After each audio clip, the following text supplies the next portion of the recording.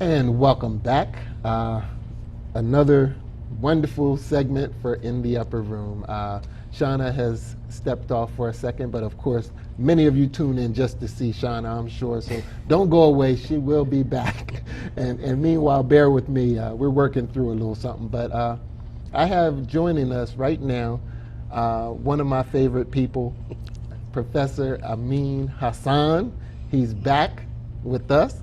And when I say he's back, I mean he's coming from way back. He went over to Thailand. Yes, sir. Yes, So sir. Professor just got back from touring in Thailand, and he's going to come back and share some updates with us because when Professor was on our program, he mentioned towards, was it the end of 2008 or the beginning? It was the very yes, on our very first program, he shared with you his program as far as what he wanted to do with his art this coming year, and from what I'm understanding, that initiative is well underway, Professor? Well underway, well underway. All right, well, Professor, welcome back, my brother. Thank you, brother. Yes. Yes. So, how was Thailand, bro?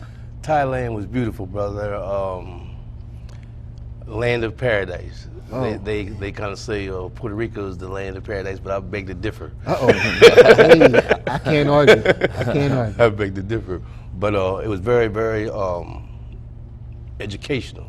Okay. You know, and it was a flashback because the Vietnam War, I don't know if you guys are up on top of that because it's way back when, but during the Vietnam War, the guys would go to Thailand for R&R, rest and recuperation. Okay. You know, come out of their old shell shock syndrome, the war thing, and calm down. And believe it or not, the same mentality is over there as it was back then, but the only thing different is that they have more modern facilities.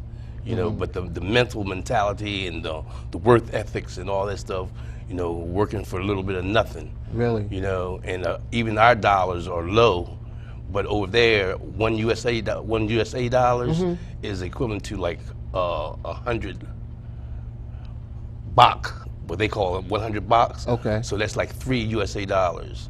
Really? For them. So yeah, so they'd be working for an hour for 100 bahts, which is actually in the United States $3.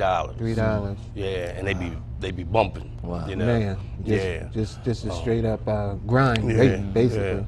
What I did go over there for, Mike, I was telling you I was going over there for the martial arts games. This would have been the first one that they had. But what had happened was they had an uprising over there where the citizens, kind of like in the government, they call it the red shirts, and they was kind of like protesting and stuff. So what they did, they canceled the games until a later date, which I come to find out today that it's going to be, hopefully, it will be July 11th to the 19th. So hopefully I'll be going back. But it was a little bit offset, so the country was like a little bit at rest and stuff like that. Okay. But so a lot of people canceled their tours over there. Right. Yeah. Well, you know, to travel in this climate, you know, you got to have faith, brother. You got to have some courage Absolutely. too, and commitment. Yes, you know, definitely. I'm already sold on the fact that you are very committed to what you do. But if anyone else were to have any questions, you know what I mean? I just admire the fact that you don't let anything stop you. And Professor, you and Fred, you know each other because you rode into the program today or this evening, and that's what I get from Fred as well. That you know that unwielding spirit.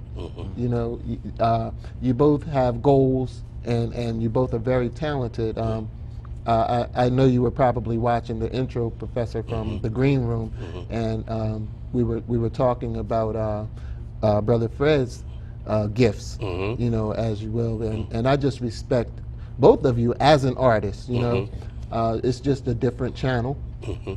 But nonetheless, it just requires the same amount of discipline, you know, commitment. And commitment.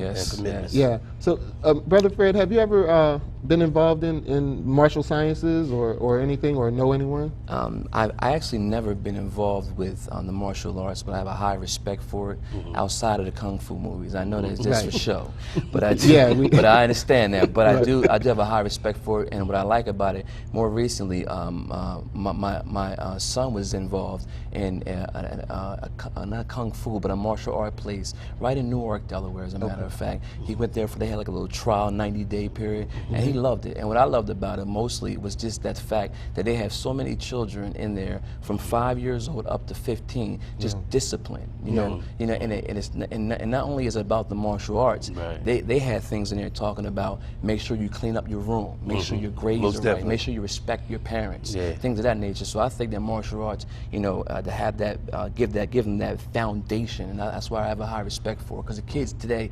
need the foundation. That is so true. Professor has a program, Goju, building blocks, correct? Yes, sir. Yes, sir. And I've seen that at work. But man, I'll tell you, the way that you use it in so many different regards. You know, like I have a little stomach thing going on right now. And I know it's just a localized problem. It's not swine flu or whatever the digits were for what they want to call it. You know, I don't want the food industry to get mad at me because there was a little controversy about calling it by that name. True. But anyway, it's not that. But to speak about Tai Chi, you know, and you sat down and you told me as we were getting ready to air this segment right here, you said, remember, just breathe. Right. You know, breathe and relax. Breathe, and I did that, and I feel better, and I'm not going away this evening. And I might be doing a lot of breathing, you know. It's going to sound like a Le Mans class in here over there. Exactly. Ain't nothing wrong with it. No, we're going to do this. Wrong with it. And, I do have a quick question. Yes, I started a program recently called P90X, and in there it has like Kenpo and these kind of yoga, and I'd never done that before, but it seems like the same meditation, the same discipline. Does that Kenpo anything to do with the martial arts? Well, Kenpo is well, they got different type of Kenpo, but Kenpo is like a Chinese karate martial arts, right? Okay. And Ed Parker out in California made it real popular in the United States.